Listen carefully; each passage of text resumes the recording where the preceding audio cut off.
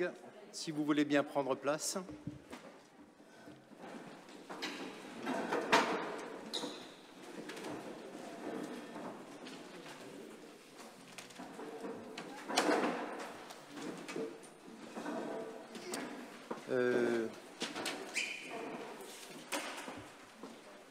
Nous avons un ordre du jour qui est assez chargé, mais avec des points. Je vous proposerai qu'ils soient présentés de manière synthétique parce qu'ils ont été vus en commission, en bureau des maires, validés, prévalidés. Donc merci à vous très chaleureusement d'être présents. Et comme je l'ai fait lundi soir au conseil municipal d'Aubernais, j'aimerais juste devant l'Assemblée de la communauté de communes saluer et féliciter très chaleureusement notre ami Robin Klaus, qui a été brillamment élu dimanche avec Nathalie Ernst à la CEA. Bravo Robin. Voilà. Je voudrais pas couper la parole au président, mais comme il est en train de féliciter Robin, je pense qu'on peut également féliciter le président Bernard Fischer pour son élection à la région. Okay, merci. Bravo Bernard.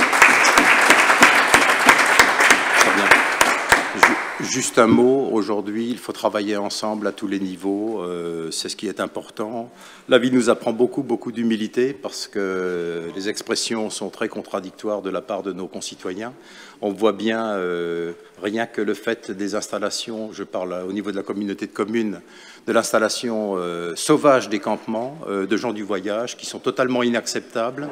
Et quelquefois, ce sont les élus qui sont les boucs émissaires quand les gens du voyage s'installent, alors que c'est les services de l'État qui doivent, avec fermeté, faire respecter les lois. Et donc, en l'occurrence, il nous faut, de nos jours, se serrer les coudes dans tous les domaines. On le fait au niveau de notre intercommunalité et au niveau du Piémont des Vosges, bien entendu.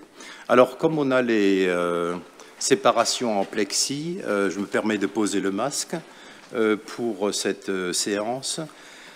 Et tout de suite remercier très chaleureusement la société Cardam qui permet la retransmission en direct donc de notre séance avec Étienne et Joël qui sont présents, une bonne organisation. Remercier très chaleureusement toute l'équipe de la communauté de communes sous la direction d'Audrey. Clément est présent, Patricia également. Excellent travail, très intense en ce moment, mais c'est nécessaire. D'abord, il faut... Donc, dans notre conseil de communauté, pardonnez-moi, il y a la signature du procès-verbal de la réunion du 24 mars 2021. Patricia va passer pour les signatures. Et nous avons également l'approbation du PV de la réunion du 28 avril 2021. Y a-t-il des remarques ou des suggestions?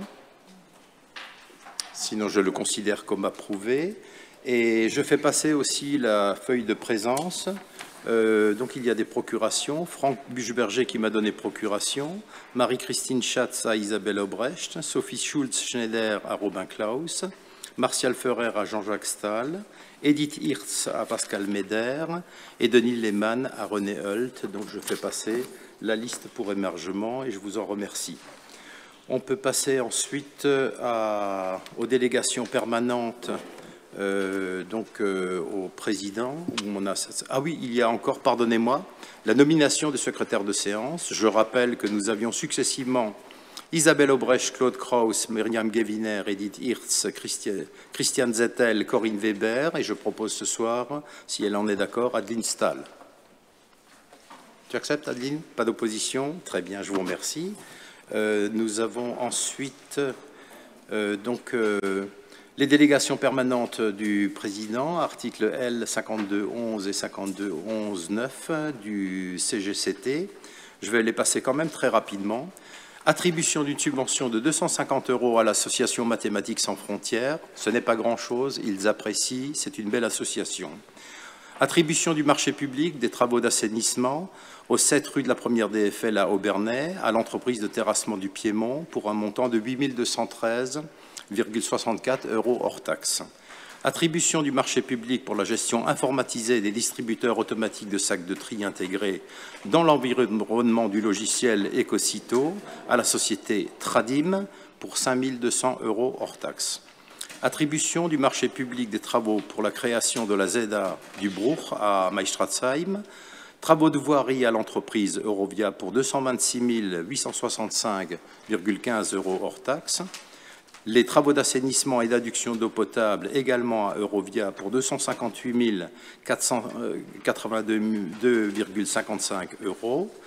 Les réseaux secs à l'entreprise Sobeca pour 69 993 €. Les réseaux secs à l'entreprise Sobeca également pour 52 044 €. Et l'entreprise Est Paysage d'Alsace a été retenue pour le locat espace vert et plantation pour 38 868 €. Travail considérable d'analyse, vu le nombre de propositions, réunion de la commission d'appel d'offres, validation par le bureau des maires et donc proposition de validation ce soir dans le cadre de mes délégations. Attribution du marché public de travaux de peinture du siège au 36 rue du Maréchal Koenig à la société Olivier Denis pour 10 731,81 €. Je rappelle que nous avons donc récupéré les locaux où était basée la perception de la ville d'Aubernais, que nous regrettons fondamentalement le démantèlement des réseaux des services publics de l'État, puisque nous n'avons plus de trésorerie à Aubernais. Nous l'avons dit, répété dans nos conseils municipaux et ici. Donc ce bien appartient à la SEM Aubernais Habitat et nous avons donc les locaux qui seront prêts pour le mercredi 7 juillet 2021. L'attribution du marché public de services relatifs à la mise en œuvre de la stratégie de communication touristique partageant nos coups de cœur, où vous avez un montant total de 39 311,23 € au groupe Creative Agency, à Néo et à Invariable. Attribution du marché public de travaux d'agencement pour la rénovation du siège au 36 rue du Maréchal Koenig pour 11 110,14 €. On a fait très attention de prendre des matériaux de qualité, réutilisables, avec un excellent rapport qualité-prix, bien entendu. Signature et notification du devis de l'entreprise Suez pour la réalisation des travaux exclusifs du délégataire relatif aux travaux de renouvellement des branchements et raccordements situés rue de la Tuilerie et rue du Château à Crottergersheim, montant 13 193,24 € hors taxe. Attribution du marché public de fourniture et de pose de 2 collecteurs d'huile minérale pour les déchetteries d'Aubernais et de Crottergersheim à l'entreprise Manergo Zedi pour un montant de 7 137 €.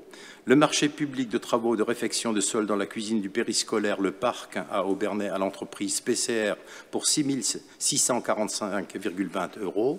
Ça rentre dans le cadre de nos investissements pluriannuels dans les périscolaires, puisqu'il faut faire des améliorations, à certains endroits des extensions, et c'est un service, nous allons y revenir tout à l'heure, qui est bien géré par notre association Aleph.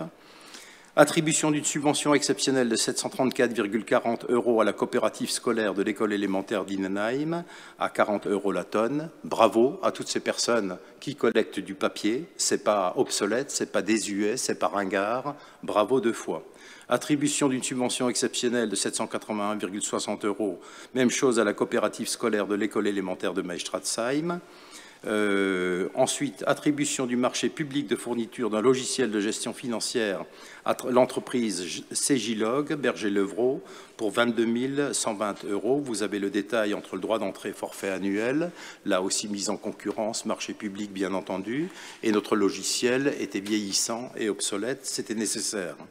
Attribution du marché public de services pour l'implantation du sous-semis dans l'aire d'alimentation du forage de Crottergersheim à l'EARL Kunzmann pour 70 € hors taxe par hectare et également 84 € hors taxe par hectare pour les sous-semés. Attribution du marché public de fourniture de bacs de tri à l'entreprise Aise pour 10 137 €. Le marché public de travaux de branchement au gaz naturel pour la ZA du Brour à l'entreprise Gaz de Bar pour 13 000 € hors taxe. La subvention exceptionnelle de 420 € à l'association Le Paradis des Petites Mains de Bernardsviller pour 40 € la tonne collectée. Une fois de plus, merci. Et on a attribué une subvention de 400 € à l'association Vélo et Sport de plein air dans le cadre de l'organisation de la manifestation La Chanduf 2021. C'est une association qui réalise des belles choses dans le cadre du tourisme vert. J'avais le président au bout du fil il y a 1 mois et demi qui nous a envoyé un courriel qui a organisé cette manifestation qui a eu beaucoup de succès. Et avec l'accord des maires, nous avons proposé donc cette subvention.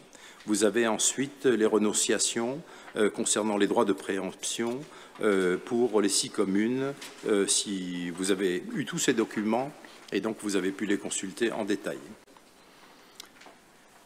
Oui, Madame Edel Laurent, allez-y. Oui, bonsoir, chers collègues.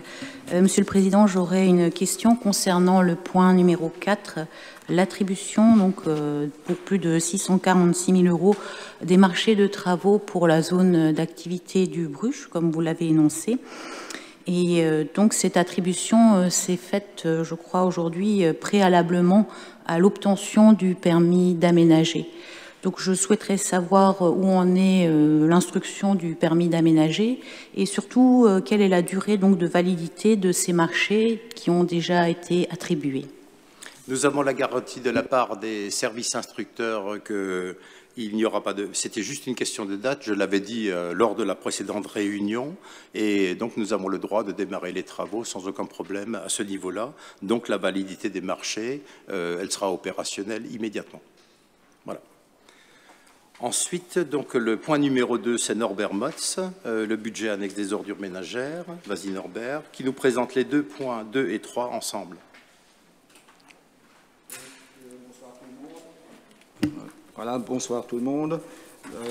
Donc je vais faire un petit condensé par rapport au budget annexe des ordures ménagères. Donc les ordures ménagères, on a une collecte de 3073 tonnes en 2020, donc en baisse de 272 tonnes. Voilà, par rapport donc dû en crise Covid, que tout le monde connaît. La collecte sélective, elle, par contre, elle a augmenté. Non, enfin, ouais, depuis 2019, elle a aussi diminué, effectivement. Il y a on constate une progression du geste du tri. Par contre, on a une tendance à avoir pas mal de refus. Bon, c'est encore pas de critique, mais il faut quand même faire attention peut-être communiquer mieux par rapport à ça. Voilà. La collecte des biodéchets, on est en diminution aussi de 56%, donc fermeture des restaurants et assimilés. En ce moment, on est un peu on a les premiers retours de l'étude par rapport aux biodéchets. Pour l'instant, on n'a pas trop avancé, mais voilà, ça prend son chemin aussi. Et l'étude, elle n'est pas facile non plus parce que les chiffres ne sont pas très fiables à cause de la crise de 2020. Enfin, peut-être pas très fiables, mais il faut en tenir compte et la situation. Voilà. Donc, le prochain, le vert, ça reste stable.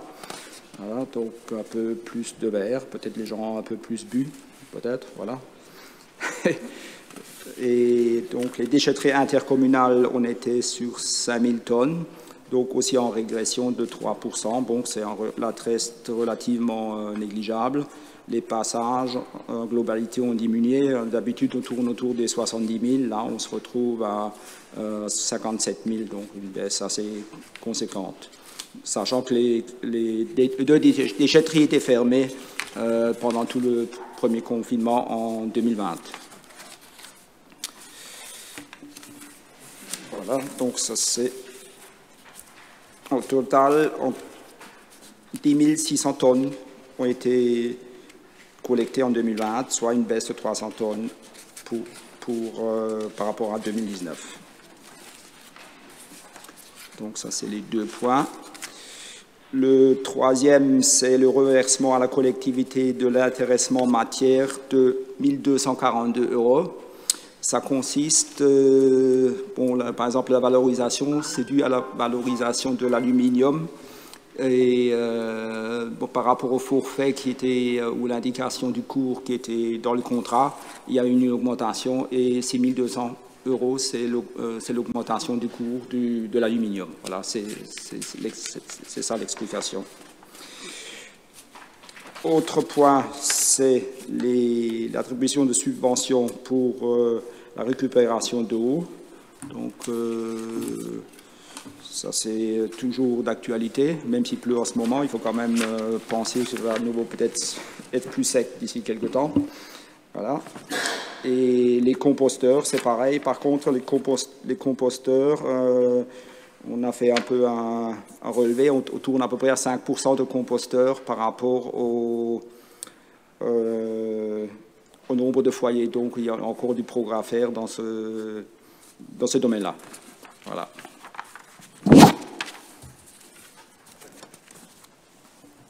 C'est très synthétique, on a le rapport détaillé évidemment puisque toutes les compétences que nous avons, nous y venons régulièrement.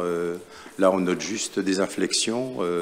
Il faut continuer sans arrêt nos concitoyens à être ordonnés, à faire le tri et le faire correctement de telle manière à ce que nous ayons des retours qui soient le plus positifs possible, à utiliser aussi les déchetteries avec tous les circuits que nous avons en place pour les recyclages et continuer à aller de l'avant comme on l'a décidé dans le cadre des politiques qui sont en train d'être développées.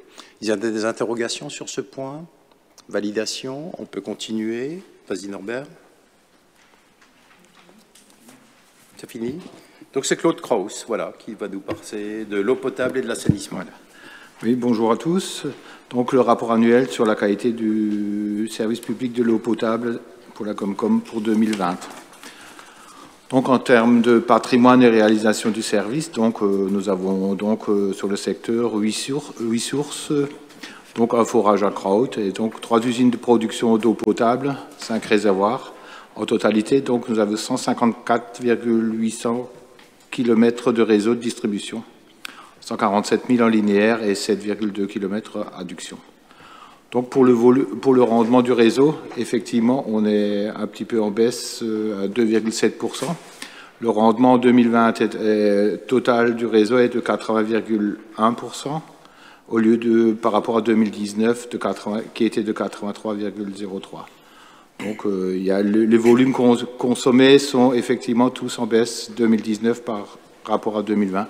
C'est aussi du fait que les industriels, vu le confinement, il y avait des industriels qui n'ont pas travaillé à 100%. Donc, effectivement, c'est quand même les plus gros consommateurs d'eau dans le secteur. Donc, on sent quand même la baisse de consommation. Donc, pour le prix de l'eau, donc le nombre de clients, donc on est à 5 985 clients, donc une progression de 1,3%. Les factures remises, on dépasse les 12 600 factures. La mensualisation qui augmente aussi, qui est à 2 990 abonnés mensualisés, donc une progression de 1,7%. Donc les volumes dégrevés de 1266 mètres cubes et les volumes facturés, donc on est à 1 225 175 mètres cubes facturés, donc effectivement une baisse de 3,2%. Donc vous pouvez voir les consommations de vos communes à chaque fois, donc effectivement le plus gros, donc c'est Aubernais avec 882 000, mais dans les Accrots et Arcassam, ils utilisent aussi beaucoup d'eau, 97 630, donc je pense que les choux-côtiers c'est aussi un petit peu dans le lot. La réalisation des services, donc la qualité de l'eau. Donc sur la production, et il y avait toujours des taux de conformité bactériologique à 100% et physiochimique aussi à 100%. Dans la distribution, il y avait le taux de conformité bactériologique était à 99,5%. Il y avait juste un petit souci au Mont National, mais bon, qui n'était pas très grave. Et la conformité physiochimique, elle était bonne, elle était à 100%. Donc, le point suivant, c'est la réalisation du service. Donc, le rapport, la réalisation du service, le rapport de la délégation de service. Donc, le bilan d'exploitation, donc, il y a eu 67 réparations, 42 sur les branchements, 25 sur le réseau. Donc, vous voyez un petit peu la différence entre les fuites de réseau de 2019 et de 2020. Donc, c'est effectivement sur Aubernais qu'en 2020, il y a eu un petit peu plus de réparation de fuites sur réseau. Il y en a eu 14 par rapport à 2019 où il n'y en a eu que 2. Mais à Innenheim, le réseau était super parce qu'il n'y a pas eu de réparation à Innenheim en 2020. Donc, la réalisation du service. Donc, 67 réparations en 2020. Donc, effectivement, donc c'est toujours Aubernais. Donc, mais en 2020, il y a Bernardsvillers qui a eu pas mal de fuites de branchements. Donc, ils en ont eu 16. Donc, ça fait quand même beaucoup par rapport à 2019 où il n'y en a eu que 6. Donc, bon, c'est des périodes des fois qui sont effectivement propices à la casse. Donc, on part sur le bilan financier du délégataire. Donc, effectivement, les recettes, le bilan financier du délégataire, donc les recettes, il est à 2 449 110. Bon, c'est une petite baisse de 1,8%. Donc, en termes de charges, il est à 2 446 327, donc une baisse de 0,8%. Donc, les grands postes, effectivement, des charges, c'est le personnel, et pour 462 000, la sous-traitance, 212 000, et les autres dépenses, 180 000, et effectivement, et aussi la collectivité des autres organismes, il y en a pour 1 107 000. Donc, effectivement, cette année, il ne fait pas de résultat, donc il est à zéro par rapport à l'apurement, donc il apure des déficits antérieurs cette année. Oui. Là, comme il y a les 4 rapports en même temps, j'aimerais juste dire d'abord, une majorité de nos concitoyens ont compris depuis des années qu'il fallait faire attention à l'utilisation de l'eau potable, que c'était une denrée de plus en plus délicate. 2, sur le forage de Kraut, nous avons 44% de notre production. 3, nous sommes aussi en contact, merci aux agriculteurs qui ont conventionné pour les sous-semis, je le disais avant, mais il faut qu'on aille de nouveau plus loin pour essayer d'avoir plus de surface à ce niveau-là, puisque aujourd'hui vous êtes dans des cycles, je regarde les agriculteurs qui sont présents dans la salle, vous êtes dans des cycles donc de polyculture rotative eu égard aux évolutions de la PAC, etc. Et il faut qu'on profite, si je puis dire, entre guillemets, pour concilier l'intérêt particulier des agriculteurs dans le cadre de leur production et l'intérêt général de préservation de notre nappe pour essayer d'aller plus loin et conventionner cet automne plus avec certains agriculteurs dans des surfaces de telle manière à avoir des sous-semis qui puissent préserver encore un tout petit peu plus les nitrates du sous-sol. Voilà, mais c'est un chantier qui est délicat, mais en tout cas, merci déjà à tous les agriculteurs de notre territoire qui conventionnent avec nous, c'est très important. Excuse-moi, Claude. Oui, pas de souci. Oui, donc il y a aussi l'exécution budgétaire des investissements de par notre délégataire.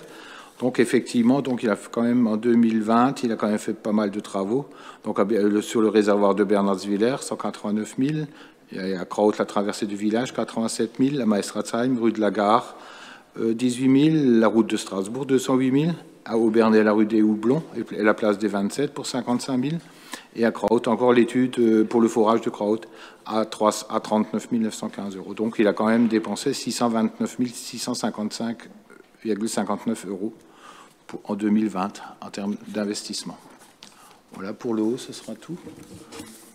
Un point, puisqu'on passe tous les rapports des délégataires, vous l'avez vu, il y a une constance avec le délégataire à ce niveau-là, Suez, qui est important.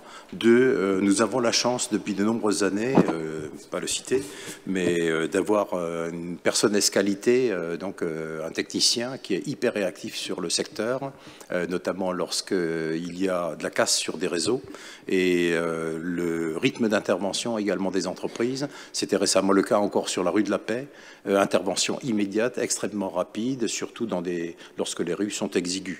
On a un réseau que Claude a rappelé, qui est quand même extrêmement dense sur notre territoire, mais de temps en temps, il y a des ruptures, évidemment, et là, il faut réagir très, très rapidement. On est d'accord sur l'eau, donc tu passes à l'assainissement, Claude?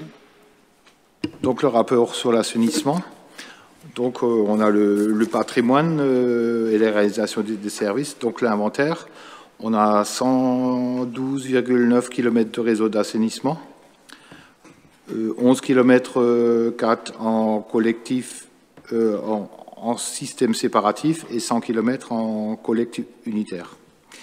Il y a 18 km 8 de réseau séparatif d'eau pluviale avec 5412 branchements, 3817 bouches d'égout, 3974 regards visités, 32 déversoirs et 3 poses de refoulement, donc il y a de quoi à entretenir. Donc l'exploitant, il a curé 9,6 km de réseau, ça veut dire, et 80% des avaloirs. Donc il n'est pas tout à fait arrivé à faire du 100%. C'est suite à la crise Covid aussi qu'il n'a pas pu travailler sur tout le sujet. Donc la clientèle, la population donc en vigueur, donc on est à 19 019 habitants, donc des services, ça fait 98,6%. Le nombre d'abonnés aussi est en augmentation de 1%. On est à 5 985 abonnés au 31/12. Et le total des volumes facturés a aussi une augmentation. On est à 1 149 968. Donc, ça fait 1% d'augmentation de volume facturé. Donc, le bilan financier donc, de la collectivité pour l'assainissement. Donc, dans la section d'investissement, il y a un déficit de 229 284,27 et un résultat excédentaire sur le fonctionnement de 312 184,67. Donc, la clôture du compte administratif a un résultat de 142 900,40 €, donc, qui a affecté. Donc. L'exécution du fonctionnement, donc sur le fonctionnement, on a exécuté en 2020 25%.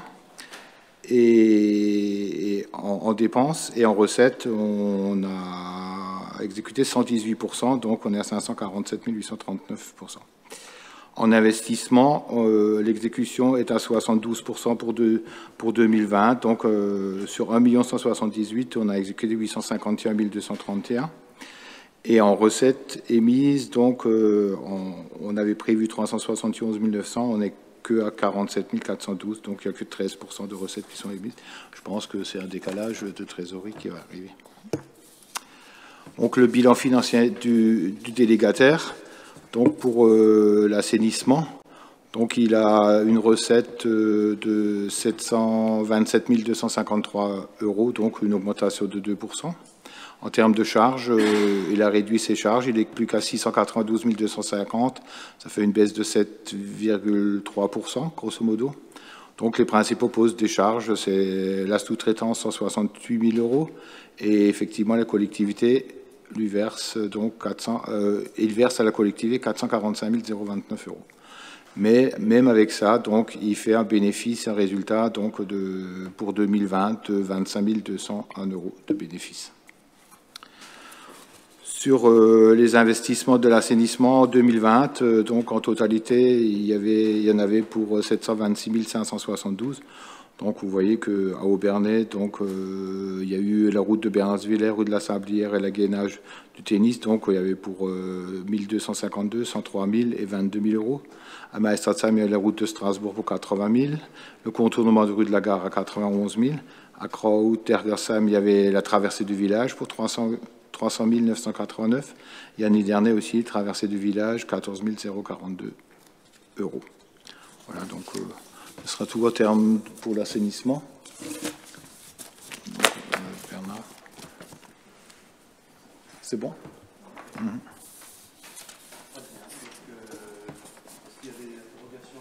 On a les rapports complètement, tout est transparent, ils seront publiés également, donc c'est bon. Isabelle nous rejoint, bonsoir Isabelle. Et donc on peut continuer, Claude, sur les points suivants. Donc l'approbation sur des statuts rénovés du syndicat mixte pour l'entretien des cours d'eau du bassin de l'Aisne et de l'Andelot. Donc un petit peu d'historique, le syndicat mixte pour l'entretien des cours d'eau du bassin Aisne-Andelot-Cher a été créé en 2001. Donc son fondement s'était appuyé sur l'existence antérieure d'un syndicat fluvial qui avait la charge des travaux hydrauliques depuis 1891. Donc la communauté des communes du pays de Saint-Odile était représentée au sein du SMAS, donc par le syndicat mixte du bassin de l'Aisne, donc le EXIVOM pour la compétence aménagement entretien des cours d'eau relevant de l'alinéa 2. Donc comme le syndicat mixte du bassin de l'Aisne a renoncé à l'exercice de sa compétence pour cet alinéa aménagement entretien des cours d'eau, donc dans le cadre de la compétence du milieu aquatique, la prévention des inondations, donc dans le cadre de la GEMAPI. Donc maintenant, c'est la communauté de communes directement qui doit faire partie du SMAS au lieu du syndicat mixte. Et donc la communauté est amenée à organiser donc sa compétence avec la GEMAPI. Les dispositions donc de l'article du Code d'environnement d'exercice de la compétence GEMAPI dans le cadre du schéma d'aménagement et de gestion des eaux, donc du stage. et aussi donc garantir le respect du principe de représentation, substitution et par conséquent des pouvoirs des élus de la communauté communautaire du bassin et d'Andlocher. Donc la modification des statuts du SMAS. Donc le conseil de communauté a demandé d'adhérer au syndicat mixte par l'entretien des cours d'eau, donc aménagement et entretien des cours d'eau, par cet alinéa, donc une partie constitutive de la compétence de gestion des milieux aquatiques et prévention des inondations. Donc la Comcom aussi des ports de Rosheim a délibéré déjà le 9 mars 2021 afin d'étendre le périmètre d'adhésion du SMAS pour les communes de Börsch, Griesheim, près de Molsheim, Autrot et Saint-Nabor. Ces demandes entraînent donc une modification de la liste des membres du syndicat mixte. Donc les membres sont donc la communauté de part est à 6 délégués, Erstein, la comme d'Erstein, du canton d'Erstein à 5, l'Eurométropole est à 3, donc la communauté de communes de Port-de-Rosheim donc passe de 1 délégué à 3, et la communauté de communes du pays de Saint-Odile sera donc à 4 pour un total de 21 délégués. Donc de 21 délégués dans ce SMAS. Donc à partir de là, donc, il faut approuver donc, de maintenir l'adhésion à la Comcom par le syndicat pour l'entretien des cours d'eau, d'approuver l'extension du périmètre d'intervention du syndicat mixte, le transfert de compétences de l'alinéa, la nouvelle dénomination du syndicat, donc le syndicat mixte et Andlocher, d'approuver la modification des statuts, l'impact, donc l'étude de l'impact est établie sur les articles, et de nommer les 4 élus pour la Comcom, donc que je propose, donc Jean-Claude Julie, Isabelle Aubrecht, René Heult et moi-même à ce titre-là. Merci Claude pour la présentation de ce rapport. Juste 2 minutes de rappel. On avait sur ce territoire, depuis les années 1890, un syndicat fluvial de l'Aisne, où il y avait de l'ordre de 3000 riverains qui payaient quelques cents ou quelques francs, en tout cas dans les années 70-80, pour l'entretien de l'Aisne. Ensuite, il y a eu des dispositifs législatifs qui ont été mis en place et qui ont permis notamment 5 grandes compétences dans le domaine de l'environnement dans les années 95-2000. Le dispositif qui était en place avec l'ancien syndicat fluvial était tellement complexe que la moitié des riverains de l'Aisne, évidemment, ne payaient pas, et que le coût de traitement, j'allais dire, de ce qu'ils payaient, quelquefois 5, 6, 8, 15 francs, pardon, à l'époque, le coût de traitement était plus cher qu'eux. J'ai été interpellé dans les années 2000 par les anciens, et respect à eux, des élus qui géraient ça avec les services, notamment de la trésorerie. Et on a demandé l'autorisation en 2000 sur tout le bassin versant, ici, 52 communes qui vont de Saint-Nabor à Fegersheim, d'avoir une gestion conséquente de 3 cours d'eau, l'Aisne, l'Andlau, la Cher. Moi, j'ai mouillé la chemise à l'époque, j'étais pas seul, avec l'engagement d'Alfred Becker et de quelques autres, et nous avons réussi à mettre en place, en 2002, un syndicat mixte, avec parcimonie, avec équilibre de participation financière sur ces 52 communes, de telle manière à gérer. Il y a un travail considérable qui a été fait. On n'en parle pas beaucoup, mais l'entretien de nos cours d'eau, j'aimerais rendre hommage à ceux qui ont vraiment travaillé, y compris avec des chevaux pour enlever les embâcles, en préservant la nature, les ripisylves qui ont été remises en place, vous avez des projections. Quand on parle d'environnement, vous avez aujourd'hui toute une série de gens qui veulent réinventer le monde. Il y a les vrais écologistes et il y a ceux qui ne voient même pas tout ce qui est fait en pratique sur nos territoires. Ça, c'est une réussite discrète, avec l'engagement des élus, avec l'engagement des techniciens, avec l'engagement des collectivités pour entretenir de nos cours d'eau. Et nous sommes très interpellés, en période évidemment caniculaire, lorsque les étiages de nos rivières sont très basses, et nous faisons en sorte que la main de l'homme intervienne juste le nécessaire pour que la nature puisse reprendre ses dessus. Je pourrais aller beaucoup plus loin parce que c'est passionnant, mais néanmoins, c'est ça. Et donc aujourd'hui, ce que nous voulons, c'est continuer ce travail le mieux possible. Il y a eu, après les lois MAPTAM, loi NOTRe, des turbulences sur la manière de gérer ce type de syndicat. Il y avait même des ayatollahs qui voulaient tout supprimer. Oui, mais qui c'est qui gère les cours d'eau? C'est sûrement pas les services de l'État de Paris. Et donc, en l'occurrence, aujourd'hui, on a un bon travail qui est réalisé. Il faut continuer dans ce domaine-là avec tous les riverains, les communes, etc. Je voulais vraiment rendre hommage à ceux qui ont fait ce travail considérable et on va continuer à le faire. Et ensuite, remercier d'avance déjà les 4 personnes qu'on vous propose de désigner pour siéger au SMEAS. Y a-t-il des oppositions? Des abstentions? Merci, on continue. Donc, il y a encore une nouvelle donc, suite à ça. Donc, il faut qu'on signe une convention de prestation donc, entre le SMEAS et la communauté de communes du Pays de Saint-Odile. Donc, effectivement, cette adhésion au SMAS a été acceptée par le comité syndical du SMAS. Elle entraîne une modification des statuts du SMAS. Donc, portant sur la modification et la liste des membres du syndicat et le rétablissement de ce périmètre d'intervention d'origine. Pendant cette période transitoire durant laquelle la CCPU n'est pas membre du SMAS, les 2 établissements souhaitent s'accorder pour organiser l'aménagement et l'entretien des cours d'eau sous couvert de la présente convention de prestation de services par le SMAS au profit de la Comcom du Pays de Saint-Odile. Donc, les programmes d'intervention ont été détaillés dans l'article 2 de la Convention. Donc, l'entretien du déboisement, la gestion des embâcles, le décapage ponctuel d'atterrissement de sédiments, la fauche des fossés hydrauliques et les actions d'animation. Donc, le coût de la prestation est arrêté à 47 872 € pour 2021. Voilà, donc il faut être... J'imagine que non. Je vous remercie. Le point suivant, vous l'avez, tous les élus l'ont. Il est ou sera mis en ligne après ce vote en détail. C'est un document qui fait 60 pages et qui, comme chaque année, reprend le rapport d'activité générale de l'année 2020.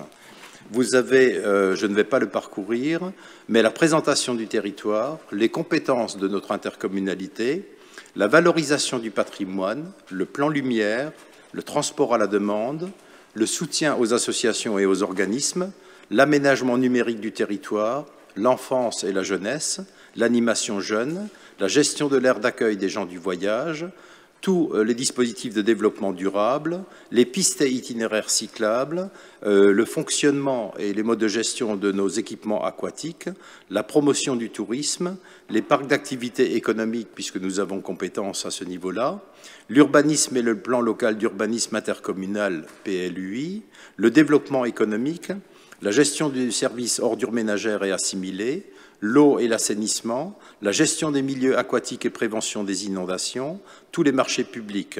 En point 3, vous avez le détail des élus de la communauté de communes, suite aux élections de mars 2020, le conseil de communauté, le bureau des maires, l'activité des commissions permanentes, qui sont eau, assainissement, les déchets et environnement, développement et cadre de vie, la commission urbanisme, la commission d'appel d'offres, la commission d'ouverture des pluies, et les commissions réunies. Vous avez ensuite le détail de l'administration générale, les faits marquants de l'année 2020 et évidemment toute une série d'annexes.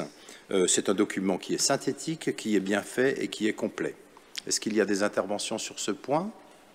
Sinon, on peut le considérer comme validé. Je vous remercie. Le point suivant, c'est Valérie Rucher.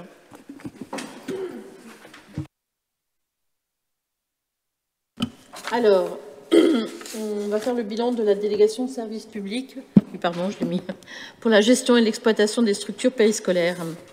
Donc, c'est la clôture de l'exercice 2020. Juste pour faire un petit rappel, on est sur un bilan de 214 984 heures de périscolaire, soit 90 000 heures de moins qu'en 2019. Les raisons, vous les connaissez, bien sûr, c'est le Covid. Après tout ça, ça se répartit sur les 8 communes. Vous avez un tableau ici que vous voyez en répartition. Donc, on retrouve effectivement en heures 2020 les 214 000 et 2019. Donc, voilà. Après, on a tout ce qui est la fréquentation. Alors, les répartitions par commune, évidemment, du taux de fréquentation. Dans un premier temps, tout ce qui est jours scolaires et mercredis. On est sur 393 midi. Effectivement, l'accueil du midi est la période la plus fréquentée par rapport à la pré-classe qui est en légère baisse. Mais c'est bien le midi qui est la cote la plus lourde, puisque 393 enfants. Les vacances, ça se répartit entre les différentes périodes et en fait ne sont concernées que 3 communes, Innenheim, Obernai, 2 Obernai. Voilà. Voilà, on va aller dans le détail des chiffres, c'est un grand mot, mais les chiffres clés, on va dire. J'ai perdu une feuille, non, elle est là. On est sur un total de dépenses de l'ordre de 1,4 million nécessaire au fonctionnement des 8 périscolaires. Et le financement du service est composé des recettes suivantes. Il y a essentiellement prestations famille pour 700 000, tout ce qui est diverses subventions, participation, 144 000, participation intercommunale attendue, 499, on va y revenir tout à l'heure, remboursement du chômage, 80 000.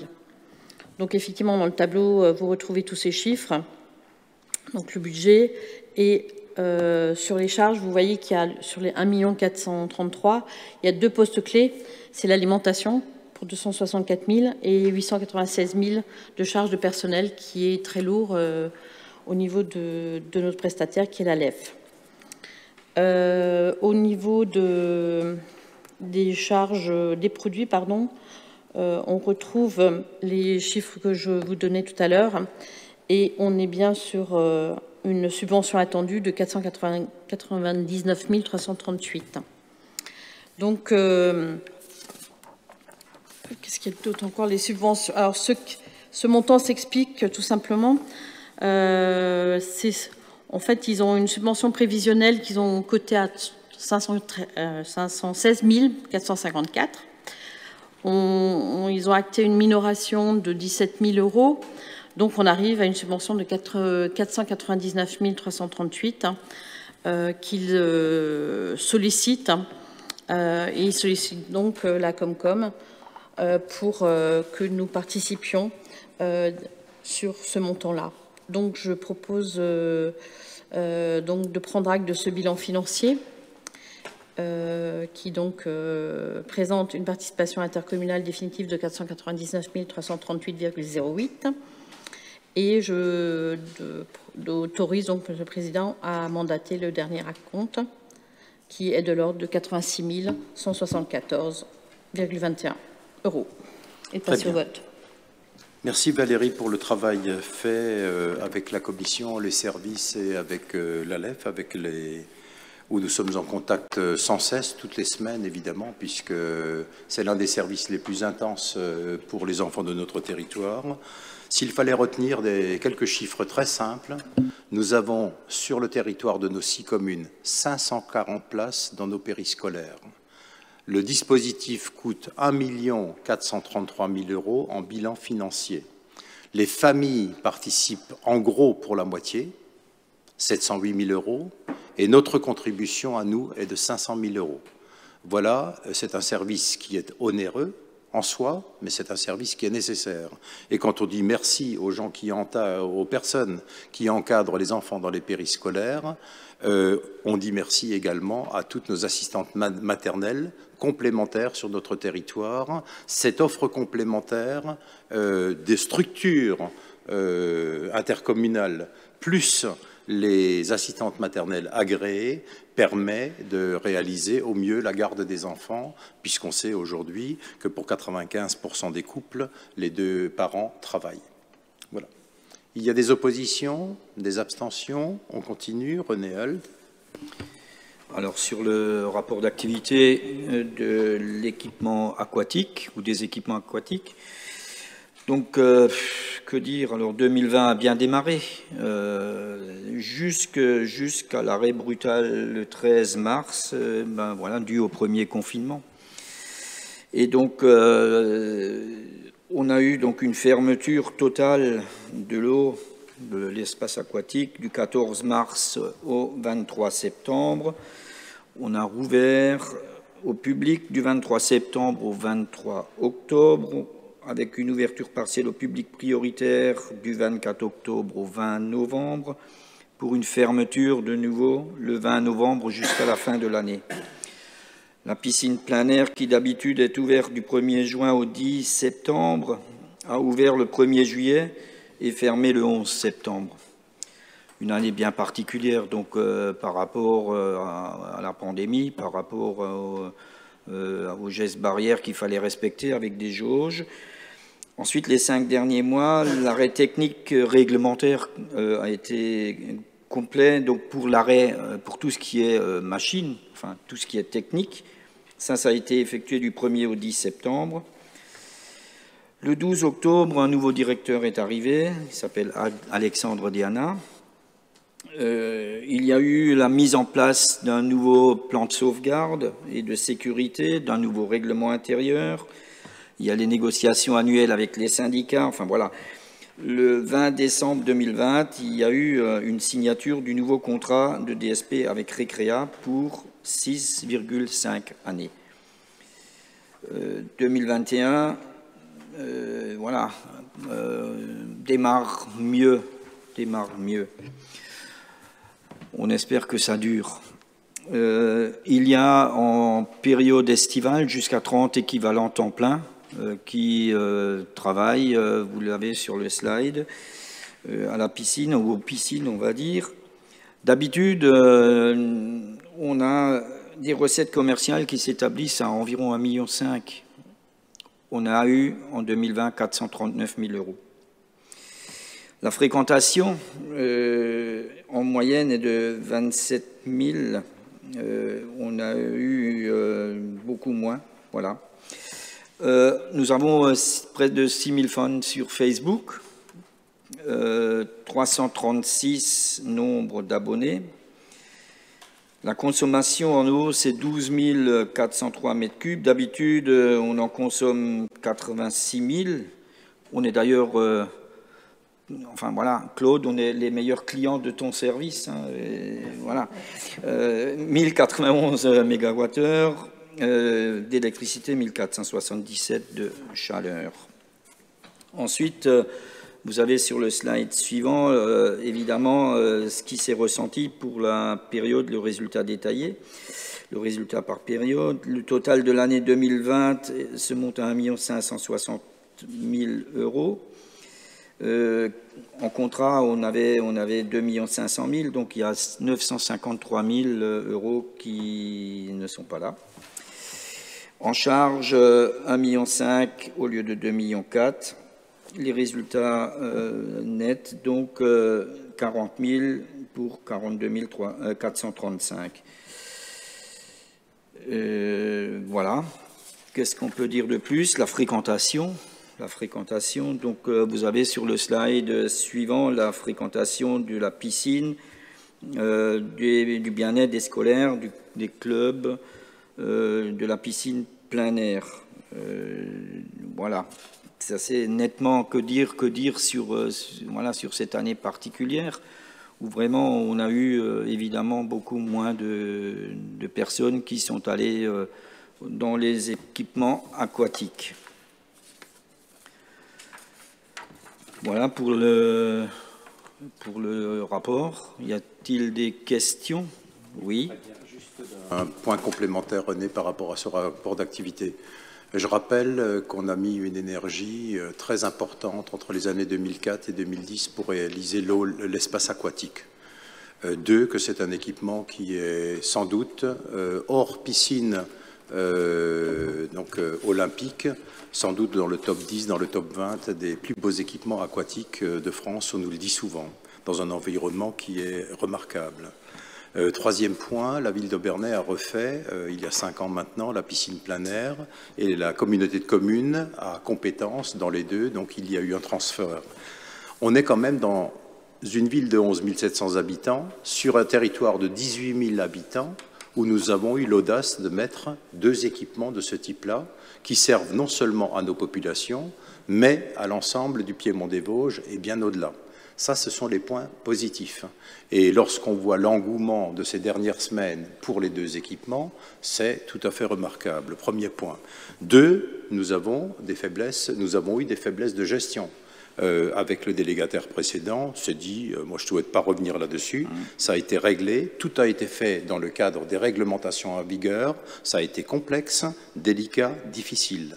Néanmoins, on voit bien aujourd'hui une augmentation considérable en France des collectivités qui vont vers la délégation de services publics pour les grands équipements aquatiques, de plus en plus. Nous étions, nous, il y a 11 ans, des précurseurs sur l'Alsace.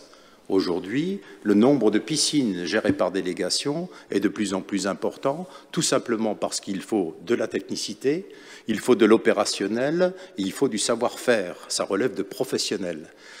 J'aimerais rajouter que si nous étions en régie municipale pour l'espace aquatique l'eau, nous aurions eu une dépense supplémentaire d'environ 550 000 € pour toute la période Covid, puisqu'en fait, c'est l'État qui a pris en charge la masse salariale pendant toute la période de fermeture, les périodes de fermeture, alors que si on était en régie directe, c'est nous, l'intercommunalité, le contribuable de ce territoire, qui aurait payé cela. Il faut avoir ça en tête, tout de même. Et aujourd'hui, alors nous, on présente fin juin, comme toutes les collectivités, les rapports d'activité donc de l'année précédente. L'année précédente, c'est 2020, c'est complètement passé, évidemment. J'aimerais insister aussi sur le fait des investissements majeurs qui ont été réalisés. Vous avez aujourd'hui un Pentaglisse tout neuf qui a été posé. Il le fallait indéniablement parce que les systèmes de revêtement ont été changés. Vous avez eu des investissements de plusieurs centaines de milliers d'euros qu'on a réalisés et qui vont encore se poursuivre dans notre plan pluriannuel, ce qui augure de très bonnes choses. Et le niveau de satisfaction exprimé aujourd'hui, au mois de juin, depuis la réouverture de l'eau, est évidemment très important. J'ai encore eu un échange avec le président des Dauphins, avec évidemment une satisfaction intense. Les Dauphins étaient très impatients de repartir. Nous avons pris la décision cette année d'ouvrir la piscine plein air, ce qui ne s'était jamais vu au mois de mai. Malheureusement, on a eu 3 semaines successives où la météo n'était pas favorable pour une piscine plein air, mais où un certain nombre de compétiteurs des Dauphins pouvaient s'entraîner. Donc aujourd'hui, les perspectives sont très favorables, avec une ouverture pleine début juillet donc, de l'équipement, et René va en parler, donc, et les perspectives sont bonnes. À ceci près, soyons très très prudents, vous voyez ces derniers jours, et ça nous inquiète un tout petit peu, mais on ne va pas casser l'ambiance positive, les évolutions des variants, espérons juste qu'après l'été, ce soit positif également, pour qu'on ne revienne pas à une 4e vague, mais ça c'est un autre débat. Oui René. Je permets juste de continuer un petit peu parce que tu as parlé des dauphins. Ils étaient tellement contents de reprendre leur activité qu'ils ont même oublié de signer la convention. Enfin, voilà, elle n'est pas signée, la convention. Mais il n'y a aucun souci, ça va être fait dans les tout prochains temps, puisque lundi, j'ai vu M. Labarre, enfin, tout est prêt. C'est ça. Le président est prêt, tout le monde est prêt.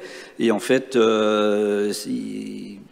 voilà, c'est comme ça, c'est pas de la volonté de la Comcom ou des Dauphins, c'est que vraiment, cette convention, tout le monde l'a relue, il n'y a aucun souci, il manque la signature, ça va être fait dans les prochains temps, là, dans les 8 prochains jours, 15 prochains jours. La convention entre les Dauphins et l'équipement aquatique est prête et avec un accord à 100%. Oui, oui, tout à fait. Jean-Claude ? Et juste pour terminer, parce que c'est vrai, j'ai un peu zappé 2020, mais si je prends la reprise, là, si je prends la semaine 24 du 14 au 20 juin 2019, il y avait 4 659 entrées. En 2021, on a eu 9 605 entrées. Bon, c'est aussi une question de météo, hein, il faut aussi rester... mais voilà, l'effet de reprise est quand même là. Et si je prends la semaine 25, donc du 21 au 27 juillet, on était à 6 723, on est à 5 000. Donc c'est aussi une question de météo. Donc voilà. Ensuite, voilà, ça marche bien. Le snack, depuis son ouverture, a engendré un chiffre d'affaires de 6 000 € pour le mois de juin. Alors qu'il y avait 31 000 pour toute l'année 2019. Donc voilà, c'est vrai que 2020, pour expliquer 2020, c'est un peu compliqué. Mais on a tous vécu une année un peu particulière. Voilà. Merci René. Jean-Claude? Oui, je voudrais aussi être le rapporteur d'anciens abonnés de l'eau qui ont repris leur abonnement récemment depuis l'ouverture de l'eau et qui m'ont félicité pour les travaux qui avaient été notamment entrepris à l'espace bien-être pendant l'arrêt de la piscine. Et ils ont découvert ça en reprenant leur abonnement avec beaucoup de plaisir et d'émerveillement. Il y a eu plusieurs personnes comme ça qui m'ont fait cette réflexion. Merci pour ce témoignage. Madame Edel-Laurent. Oui, chers collègues, j'ai un certain nombre de questions et d'observations sur ce rapport d'activité 2020 de notre délégataire Récréa. Tout d'abord, je me félicite qu'il soit présenté en même temps que le compte administratif. Je vous rappelle que ça faisait partie de demandes que nous avions formulées.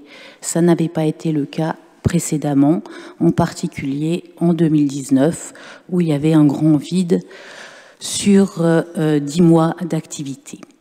Pour revenir à ce rapport que vous avez vu, nous en avons été destinataires avec l'envoi des documents de convocation à cette réunion et nous l'avons donc consulté.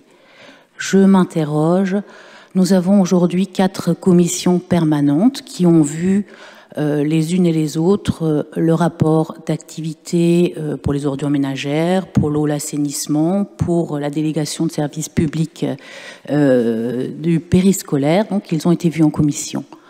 Le rapport concernant nos équipements aquatiques a été vu par le bureau des maires en date du 8 juin, puis a été transmis avec l'invitation à cette réunion. Je trouve tout de même qu'il eût été normal que ce rapport soit débattu dans l'une de nos commissions, puisque ce soir, je vais peut-être poser un certain nombre de questions qui auraient pu être vues en commission.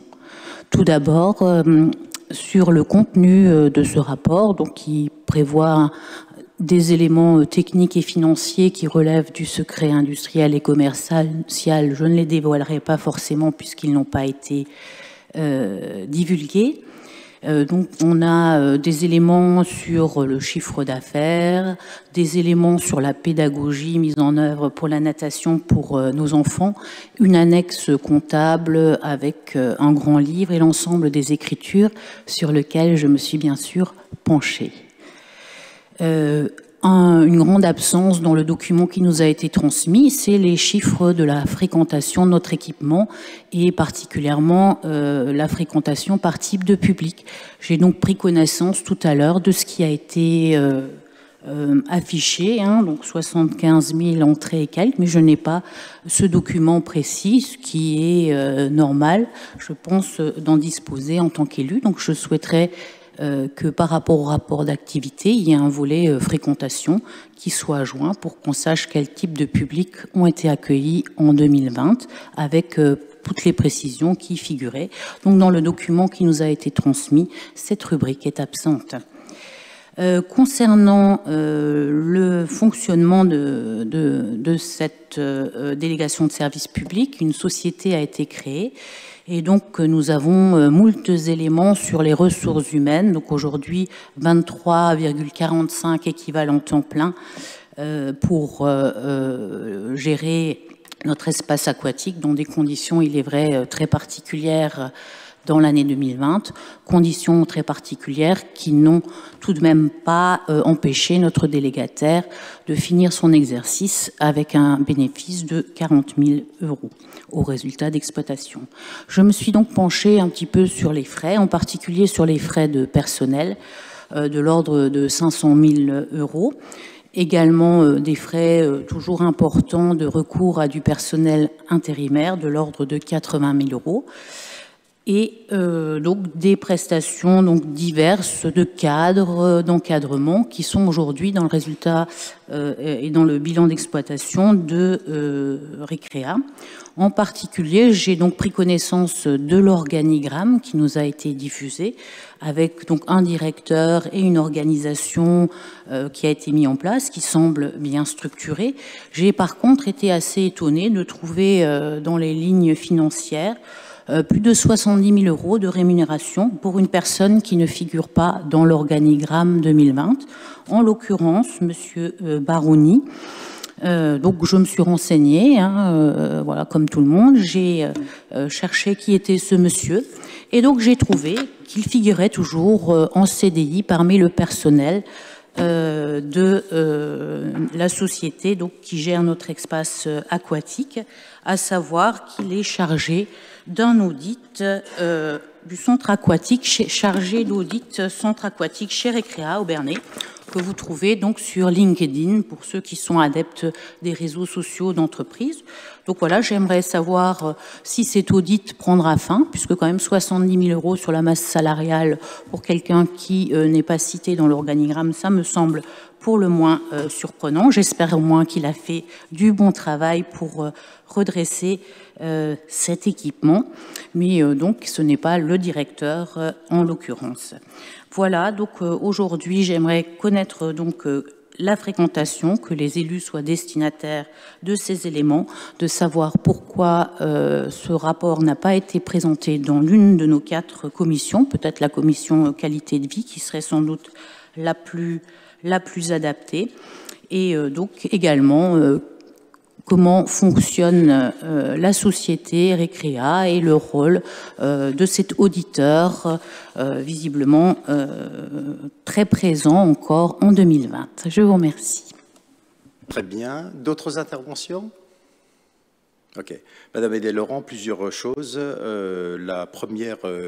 Bon, vous êtes toujours dans une situation où vous aimez bien jeter la suspicion comme ça, comme quoi il y aurait une omerta organisée, autant que faire se peut, avec beaucoup d'humilité. Nous, on est aux commandes, on essaie de faire au mieux et on a eu une période, je l'ai dit plusieurs fois, qui était extrêmement délicate avec l'ancien délégataire, aussi dû à des troubles qui ont été occasionnés par l'une ou l'autre personne travaillant dans l'équipement, pourvu que tout s'améliore et que tout se calme. Recrea est un bon gestionnaire qui a fait ses preuves dans d'autres équipements et on est tout à fait dans une vision tout à fait positive. Les années 2019 et 2020 ont été difficiles. 2019 parce qu'il y avait beaucoup de turbulences. Beaucoup de turbulences, et je dis ça, qui auraient pu être évitées, et 2020 à cause du Covid. 2, vous le rappelez très justement, la masse salariale, ça rejoint ce que je disais avant. Si nous n'étions pas en délégation de service public, nous aurions eu une facture pour 2020 de 500 000 € pour le personnel. Merci de mettre le point là-dessus. 3e chose, moi je ne suis pas quelqu'un qui fouille dans les réseaux sociaux, je n'ai pas le temps pour ça, mais néanmoins M. Baroni, que je connais, fait un travail tout à fait considérable et aide la structure justement à remonter, y compris toutes les réunions où il était présent, certaines avec le personnel et autres, pour booster les équipes. Moi, je ne fais pas partie de ceux, vous peut-être, qui regardaient en détail de ce que fait chaque membre de Recrea. Nous, on a un contrat global avec des objectifs. Les objectifs doivent être tenus. Et on n'est pas là pour plaire à un délégataire. On ne l'a jamais fait, ni dans les ordures ménagères, ni dans l'eau, ni dans l'assainissement. Mais c'est gagnant-gagnant. Et tout à fait récemment, des préconisations de Recrea, les 4/5 des préconisations pour l'avenir dans les mois qui viennent étaient bonnes et nous avons validé. Et il y avait 1 ou 2 suggestions sur lesquelles nous n'étions pas d'accord. Nous avons immédiatement, dans une réunion, rappelé le cadre, René Holt était présent, Audrey et ainsi de suite, et de dire c'est les objectifs, c'est ça et rien d'autre. Donc c'est assez complexe. Monsieur Baroni fait partie des effectifs, je ne sais pas où est affiché l'organigramme, etc.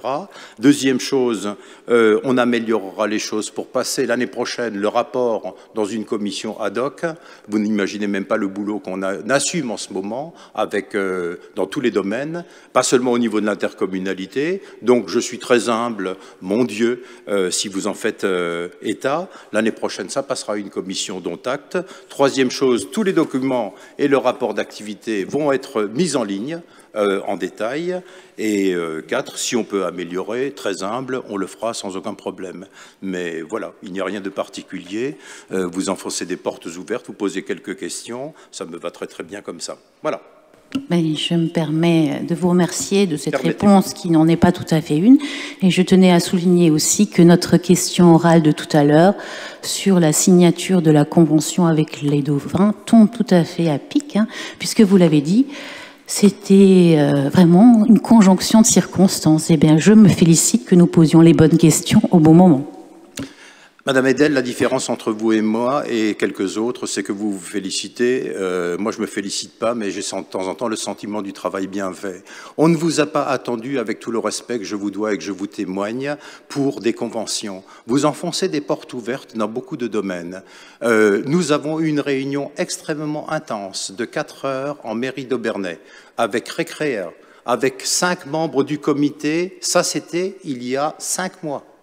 Il y a 5 mois, 4 heures d'affilée, plus d'autres, 5 membres du comité des dauphins, Marie-Christine Schatz, Audrey, moi-même et d'autres personnes, où nous avons travaillé pour trouver le cadre, et le cadre de la convention qui existait entre les dauphins, la communauté de communes et le président des délégataires.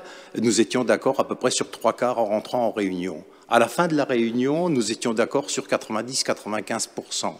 Il a fallu aussi beaucoup de délicatesse, de bienveillance pour faire comprendre qu'il faut un équilibre entre ce que fait le délégataire pour le compte de la communauté de communes auprès de tous les publics et ce que fait un club sportif qui doit apprendre à nager aux jeunes, qui doit évidemment faire une émulation pour tous ses membres, mais qui ne doit pas se substituer au principe même de ce que doit faire le délégataire.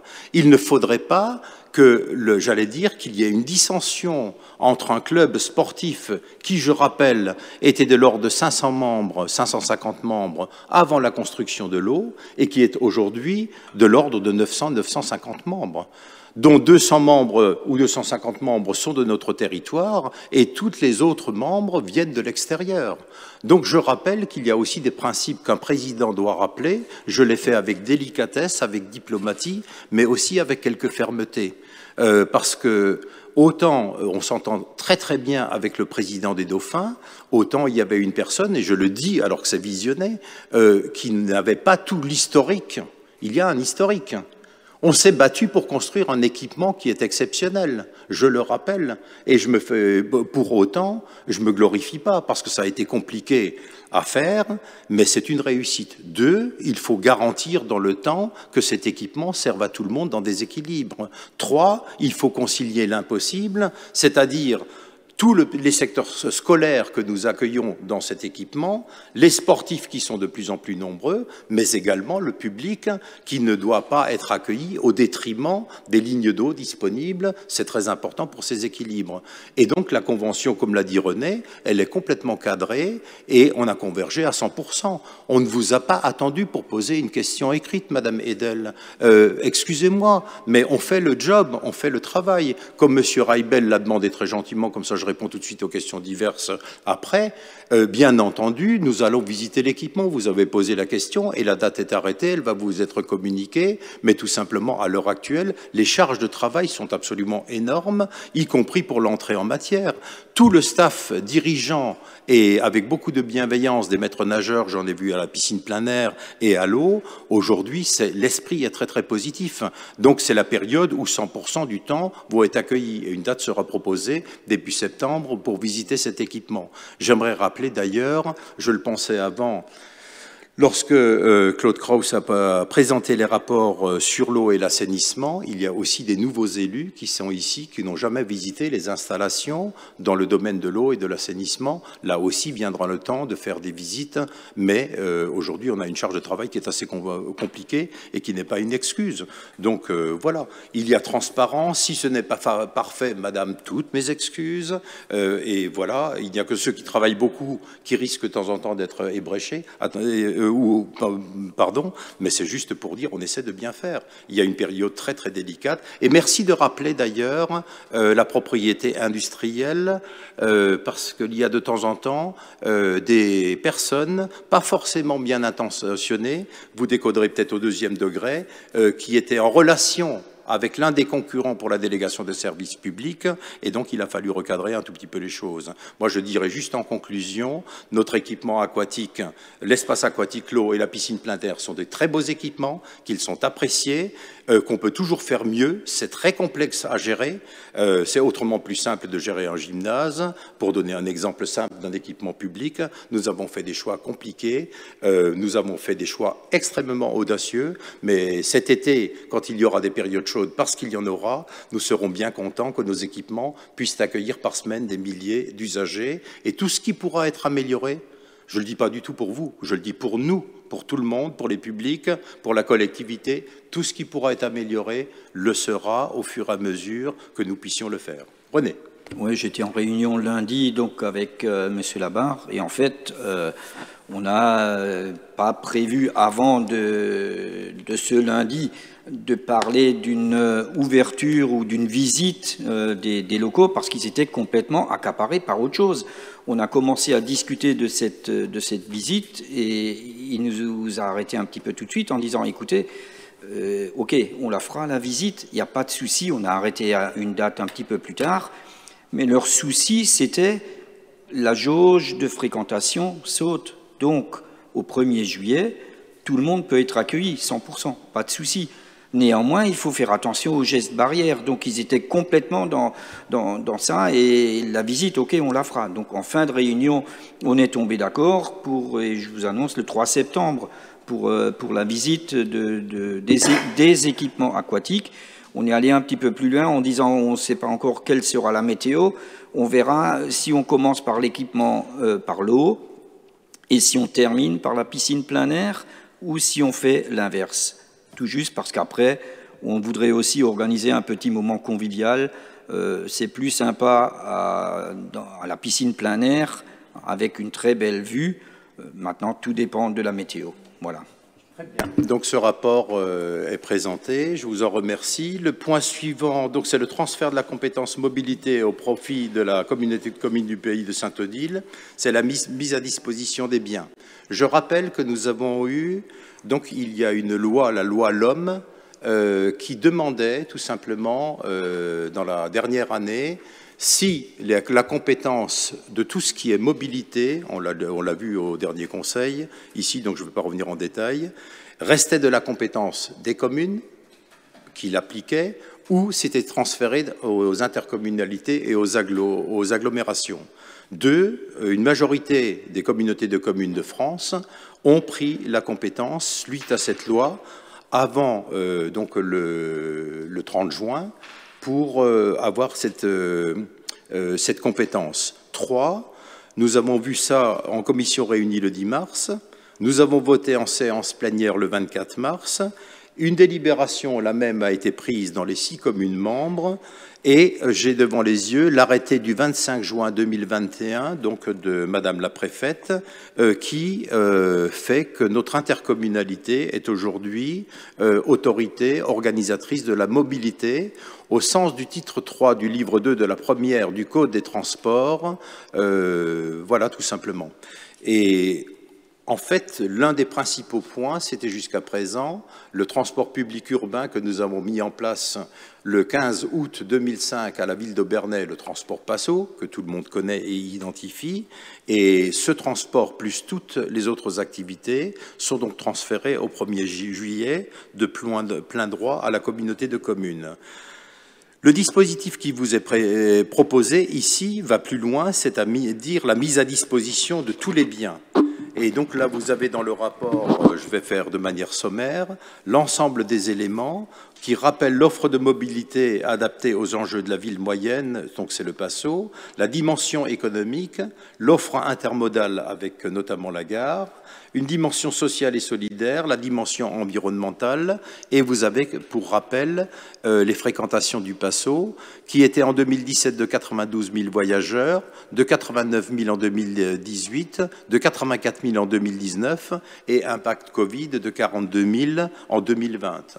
Bien sûr, les services de la ville continuent à travailler avec le délégataire Keolis, qui a une période de délégation de services publics de 2017 à 2025 pour rebooster, si je puis dire, l'usage de ce transport public qui est évidemment très très apprécié. Vous avez également des projections qui sont faites en même temps que je déroule le principe du rapport. La consistance des services de transport, on rappelle qu'on a au Bernay 2 lignes régulières, une ligne A et une ligne B. On a ensuite les services à la demande qui ont été mis en place au fur et à mesure de l'évolution. Je rappelle que nous avions d'abord une première période de 4 ans et demi où nous avions une délégation avec Carte Postale Suisse. Ensuite, le renouvellement de la délégation, ça a été Keolis. Et donc, pour 2017, deuxième renouvellement avec le transporteur Keolis. Nous avons mis en place une navette Tempo sur réservation. Le transport à la demande passe au plus. Un service de porte-à-porte.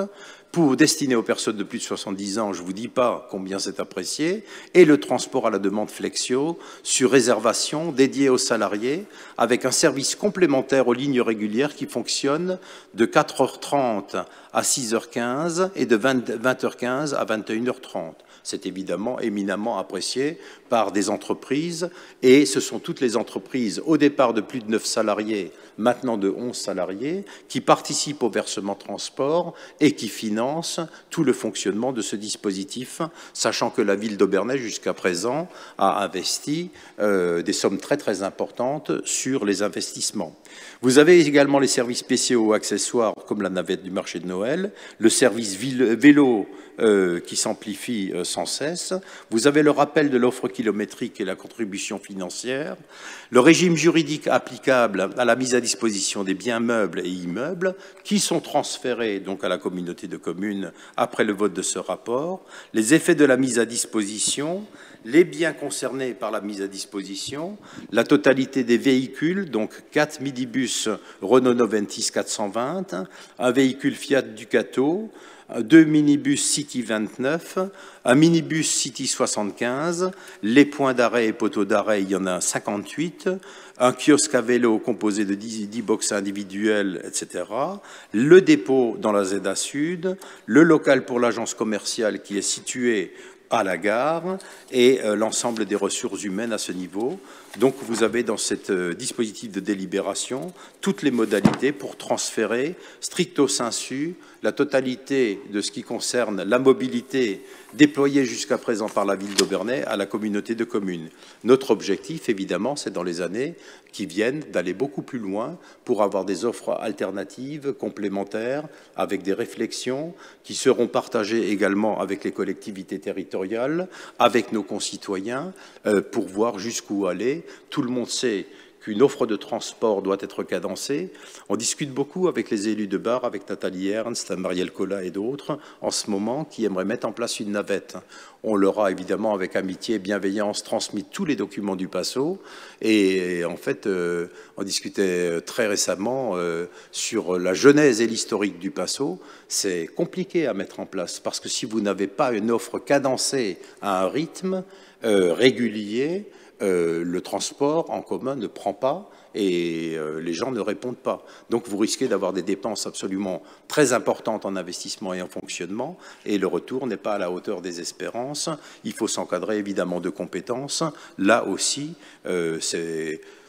le PASSO, c'est quelque chose qui en aucun cas ne pourrait être fait en régie. Il faut s'adosser les compétences de transporteurs, mais là aussi garder la main dans le cadre d'une délégation de service public.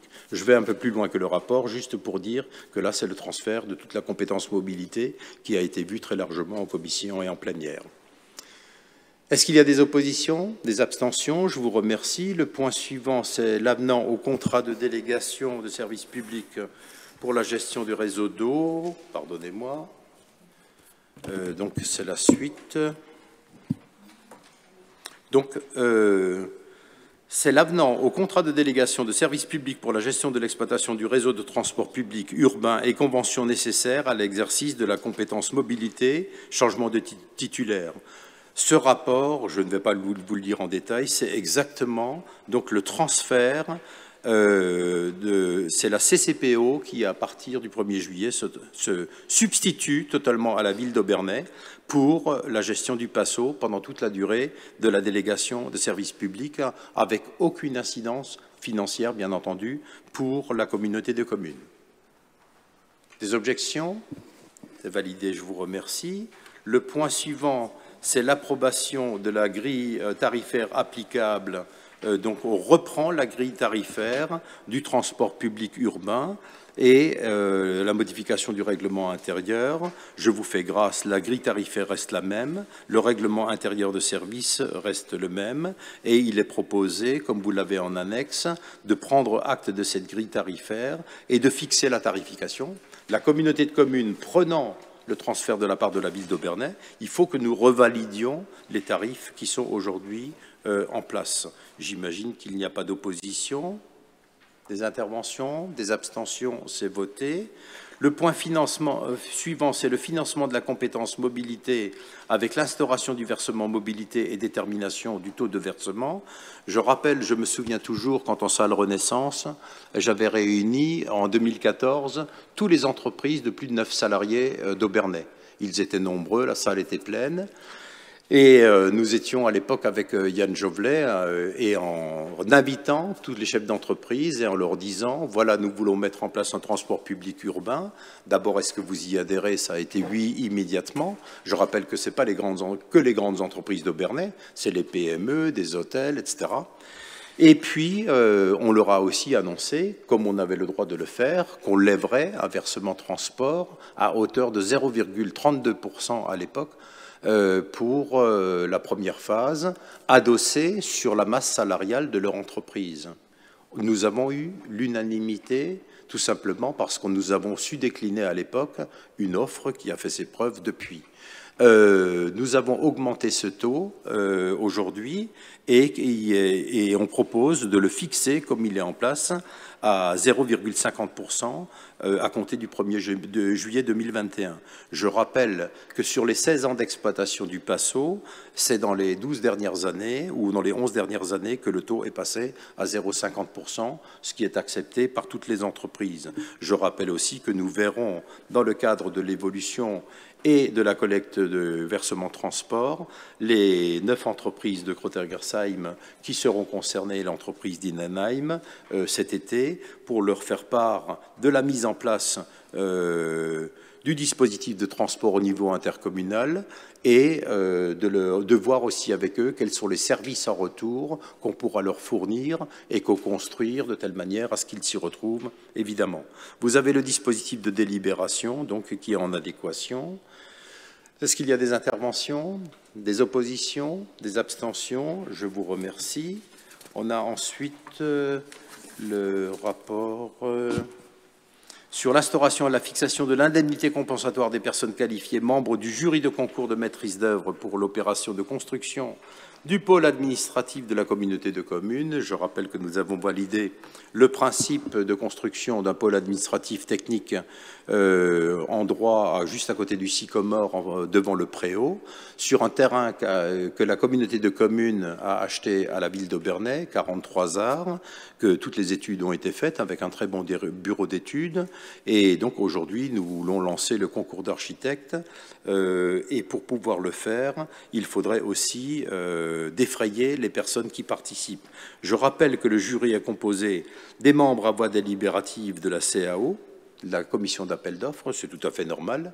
Ces personnes sont omniprésentes pour tous les marchés publics. Il n'y a pas de raison qu'elles ne soient pas présentes sur le choix, j'allais dire, du projet. Un tiers des membres du jury doivent être des personnes qualifiées, soit 3 personnes supplémentaires, architectes DPLG. Et donc pour les membres à voix consultative, c'est les maires de la CCPO, et les personnes qualifiées, c'est 3 architectes. Et on souhaite, ce qui se fait habituellement, mettre en place une grille pour les indemniser sur la journée de travail que nous aurons. Est-ce qu'elle durera? C'est en adéquation avec le nombre d'heures. Un montant de 80 € hors taxe de l'heure, majoré du remboursement des frais kilométriques. C'est ce qui se fait habituellement pour avoir des personnes qualifiées qui nous sont préconisées. Alors, il y a l'architecte de la ville d'Aubernais et les 2 autres architectes, comme d'habitude dans les concours d'architectes, seront proposés pour leurs compétences par leur collège, comment ça s'appelle? L'ordre des architectes. Voilà, je cherche le terme. Voilà. Je suppose qu'il n'y a pas d'opposition, bien entendu. L'ouverture de postes de besoins occasionnels. Alors, ça me permet aussi de dire qu'au niveau de la ville d'Aubernais, nous avons doublé cette année le nombre de jobs d'été. Dans tous les domaines, les espaces verts, arracher les mauvaises herbes, le PLT et d'autres travaux, y compris 4 jeunes qui sont entre Bac+3 et Bac+5, qui vont renforcer les équipes du centre de vaccination, 2 au mois de juillet, 2 au mois d'août. Et comme chaque année, comme notre intercommunalité est bien gérée, nous proposons d'aller plus loin. D'habitude, nous avions 1 à 2 jobs d'été, 2 jeunes qui venaient des 18, 20, 22 ans. Aujourd'hui, il est proposé d'en prendre 3. Ça permettra de mettre le pied à l'étrier. Les jeunes qui ont un premier job d'été sont souvent ravis. Ils gagnent le SMIC, voire le SMIC plus 10, 15%. Nous ne sommes pas regardants quand c'est compétent. Et c'est important de donner des chances à des jeunes qui sont évidemment ensuite qui sont des vrais ambassadeurs de la collectivité. Moi, je me permets juste de dire qu'en chaque année, ceux qui ont travaillé au mois de juillet, je les reçois dans mon bureau pendant 1 heure. D'abord pour leur montrer avec bienveillance qu'on s'intéresse à eux. Ensuite, les remercier très très chaleureusement. Et certains me disent chaque fois, mais on regardera les espaces publics le restant de notre vie d'une autre manière.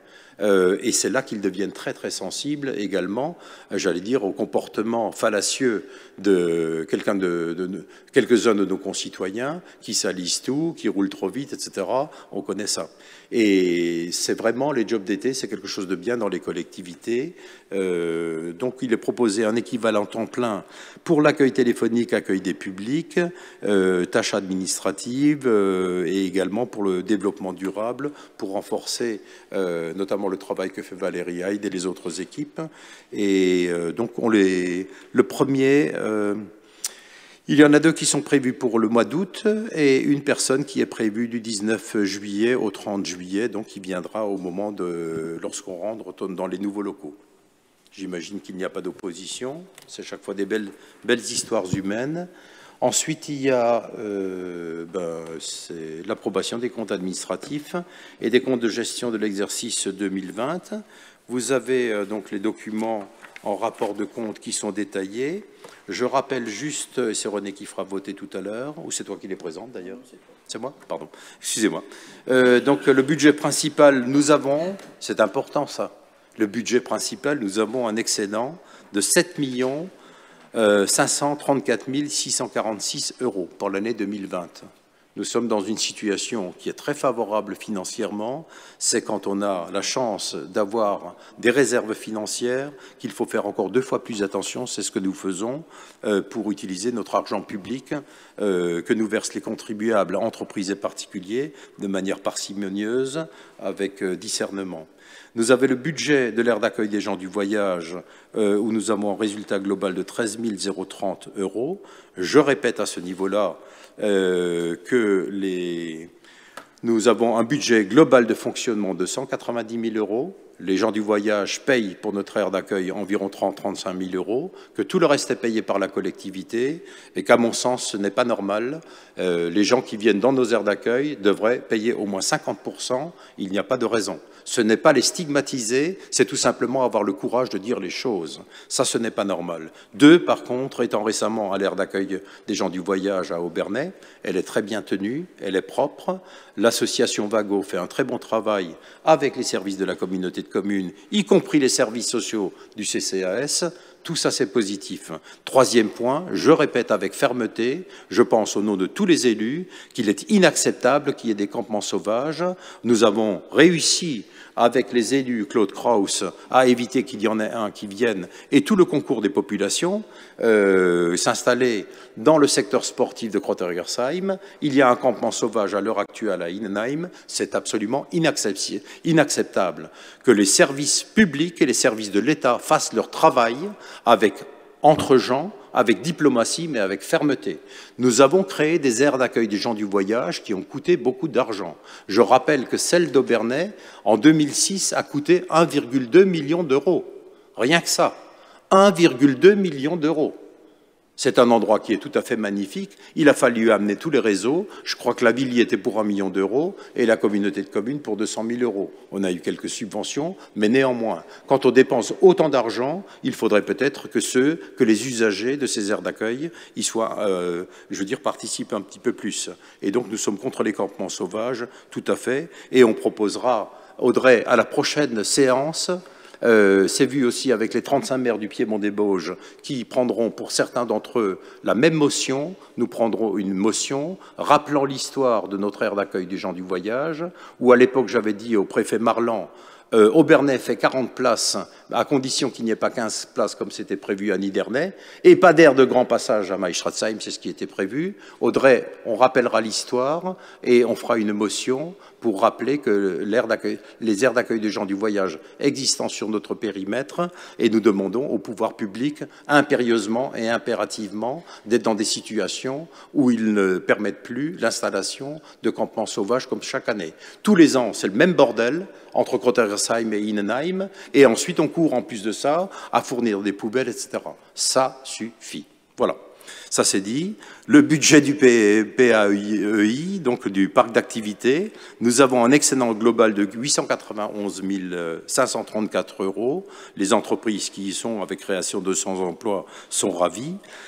Budget ZEDA de la Bruche à Maïstratzheim, tout à fait normal qu'il soit déficitaire, parce que pour l'instant, on dépense de l'argent pour le faire, et donc nous aurons les recettes en conséquence lorsqu'il y aura les cessions au fur et à mesure des entreprises qui s'y installeront.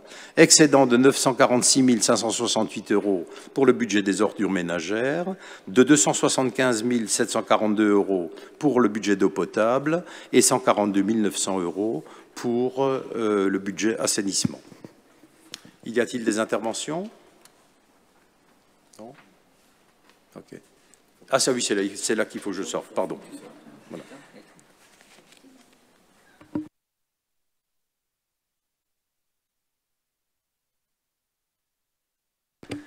Voilà, on ne va pas s'éterniser là-dessus, on ne va pas lui laisser le temps de fumer une cigarette.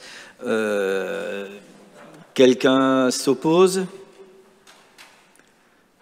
S'abstient? Très bien, je vais le récupérer.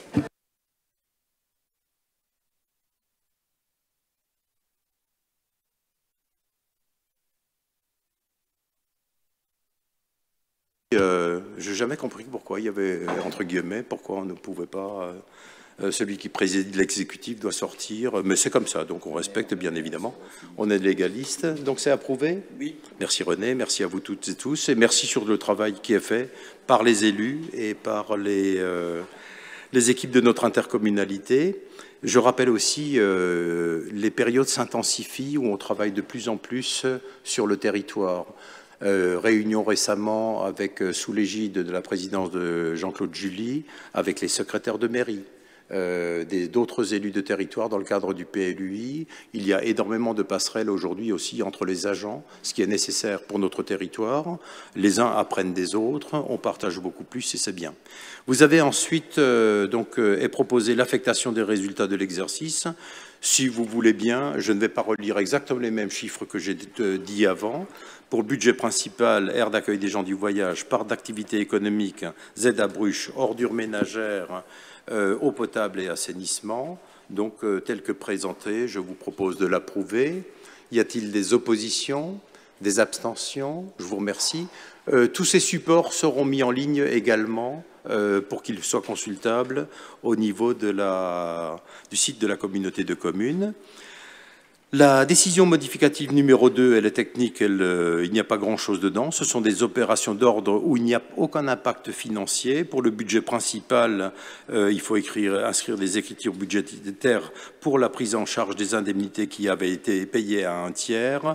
À l'époque, c'était pour Bachert, les dispositifs d'eau à Saint-Nabor. Le budget d'eau potable aussi, c'était pour les indemnités qu'on avait payées à une entreprise suite aux travaux de Maïstratzheim où on trouvait un arrangement à l'amiable qui avait été évoqué récemment. Et pour le budget d'assainissement, exactement la même chose.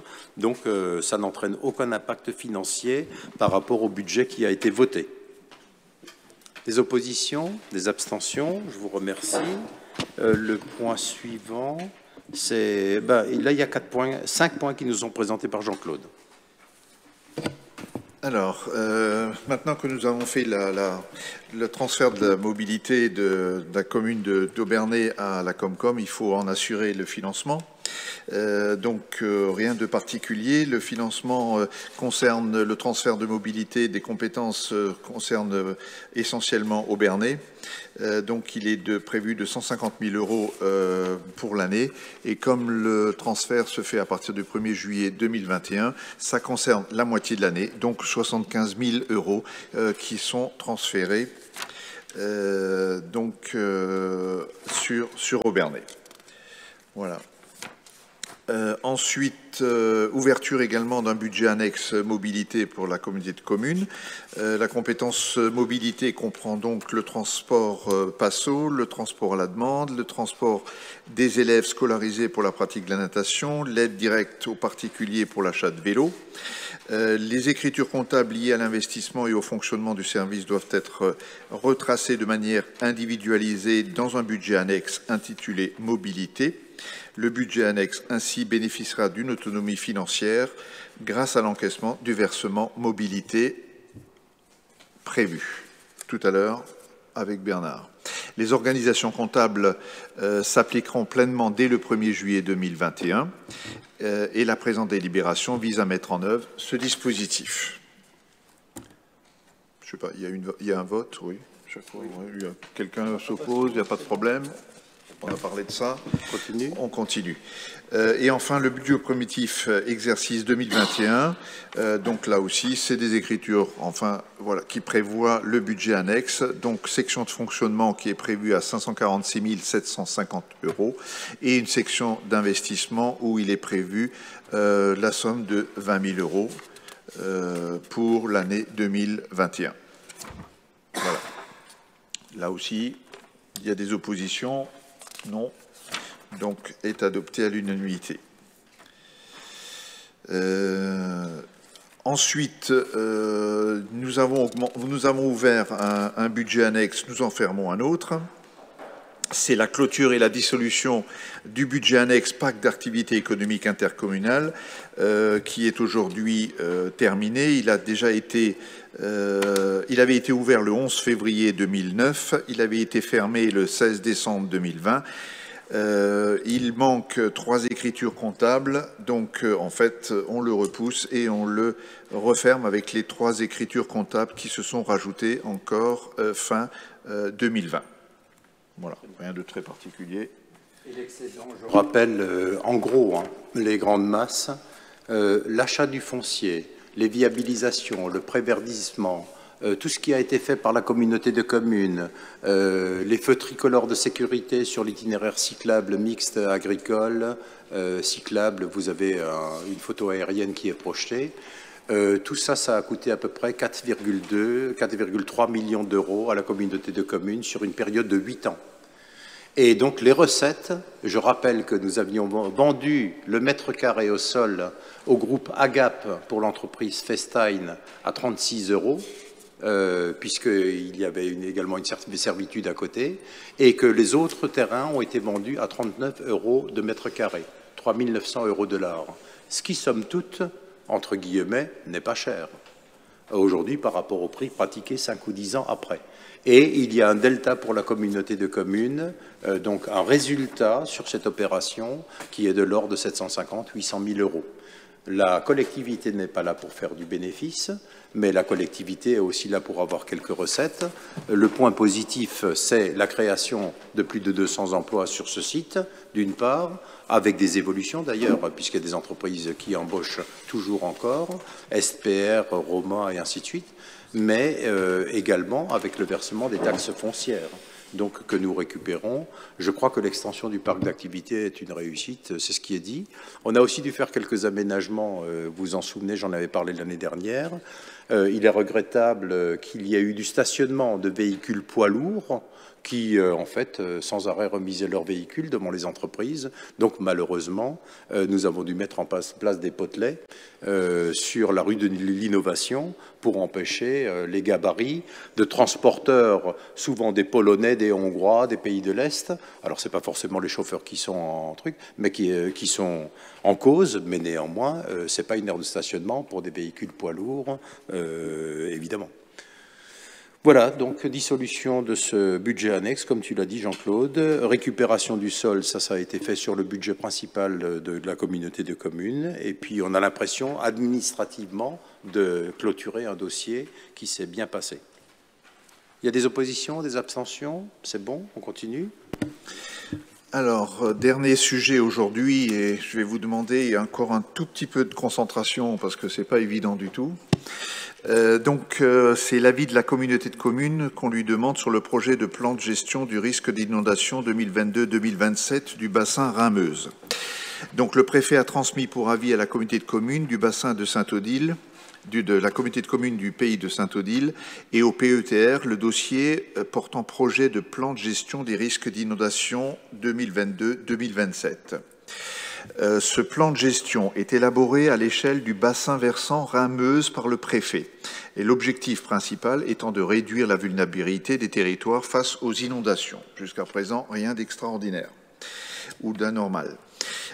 Par contre, dans l'analyse de ce projet, les orientations 3 et 4 montrent un risque d'intégrer le risque de défaillance des ouvrages construits ou aménagés jouant un rôle de prévention des inondations. Les zones situées à l'arrière de ces ouvrages de protection, notamment des digues, seront classées en zone d'aléas très forts et se verront frappées d'un principe strict d'inconstructibilité. D'après le décret, la largeur de cette bande pourra être établie à 100 fois la hauteur d'eau, ce qui correspond à une largeur minimale de 50 mètres, mais pouvant aller jusqu'à 200 mètres, voire au-delà. Donc au-delà des digues ou en place. Les valeurs apparaissent totalement, pour nous, disproportionnées et ne tiennent pas compte de la géométrie des digues, de la qualité de leurs matériaux constitutifs, ni de leur suivi. En fait, que votre digue soit faite de bonne qualité ou pas, vous avez une zone d'inconstructibilité au-delà de ces digues. C'est tout à fait inacceptable pour nous, bien sûr. Les valeurs apparaissent totalement... Non, oui. De surcroît, ce plan de gestion prévoit d'éteindre aussi les dispositifs à l'ensemble des ouvrages de protection contre les inondations, y compris les aménagements hydrauliques, plus communément appelés bassins de rétention, ce qui conduira là aussi à des valeurs disproportionnées et irréalistes. Les zones protégées par ces digues restent considérées comme inondables, alors qu'il n'est pas tenu compte ni de la présence ni de l'effet de ces ouvrages. Lorsqu'on construit un bassin de rétention d'orage, et il y en a chez moi à Innenheim, c'est pour récolter l'excès d'eau qui se trouve sur l'autoroute, la VRPV, pour la stocker, le temps de pouvoir l'évacuer une fois que l'eau a été dispersée, ce qui est tout à fait normal. Pénaliser un secteur autour de ce bassin d'orage est tout à fait illogique. Ou alors on ne met plus de bassin d'orage ailleurs que là où c'est pas embêtant pour l'urbanisme. Donc c'est totalement ridicule. Ainsi, une zone protégée par une digue sera finalement soumise à des règles plus sévères qu'en l'absence d'aménagement, alors même que ces derniers sont dimensionnés pour une crue de référence et autorisée. Enfin, la définition précise de ces aléas d'inondation doit s'appuyer sur des études hydrauliques complexes et coûteuses. Jusqu'à ce jour, ces études hydrauliques étaient à la charge de l'État. Donc, en fonction de ce plan d'aménagement, ce sont les collectivités porteuses du projet d'urbanisme, les communes, les PLUI, les SCOT, qui doivent réaliser elles-mêmes ces études à la place de l'État et de les payer, évidemment. Donc, Je vous propose d'émettre un avis, mais alors très... Je me permets, Oui. suite à la réunion du PETR, nous proposons d'émettre un avis défavorable et pas réservé. Et pas réservé. On en a parlé sur le Piémont des Vosges. Écoutez bien la dernière phrase qu'a dit Jean-Claude. L'État, une fois de plus, sans nous donner les moyens, nous met des contraintes invraisemblables, une fois de plus. Et si demain il faut faire des études, demande à ce que nous payions ce que l'État devait payer jusqu'à présent. Donc on propose un avis défavorable. Et là, je pense que la majorité, voire la totalité des communes du Piémont, vont émettre le même avis. Donc, il est proposé d'émettre un avis défavorable à ce projet de PGRI, de s'opposer au principe de reprise intégrale et sans discernement des dispositions du décret de ce PPRI sur l'ensemble du territoire et en l'ensemble des aménagements de protection contre les inondations, de s'opposer à la non prise en compte du rôle des digues et de s'opposer au mode de calcul des bandes de sécurité d'arrière-digue. Voilà. Je me permets de préciser qu'on s'entend. On donne un avis défavorable sur ce qui est proposé administrativement. Nous sommes tout à fait favorables à ce qu'il y ait des concertations qui n'ont pas eu lieu sur le territoire, au cas par cas, parce que là, on prend des mesures qui doivent s'appliquer drastiquement avec des contraintes sur tous les territoires, sans discernement particulier. Vous voyez bien, j'allais dire, le schéma qui est fait, qui ne prend pas du tout compte ni de nos cours d'eau, ni de l'inondabilité. Ce sont des principes qui viennent d'en haut. Si les services de l'État se mettent autour de la table pour voir les particularités du Piémont des Vosges ou de notre intercommunalité, sans aucun problème, nous pourrons aboutir à un avis favorable à condition de construire.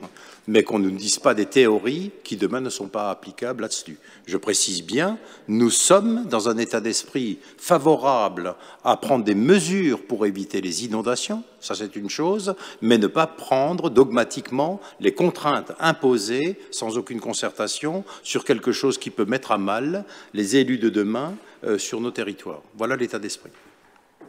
OK. Je mets ce point au vote activement. Avis défavorable. Qui est favorable à l'avis défavorable? OK. Unanimité. Je vous remercie. Le point suivant, c'est donc les questions. Madame Edel-Laurent, vous voulez énoncer vos questions? On en a déjà parlé. Disons, il y avait une seule question dont on a déjà largement débattu.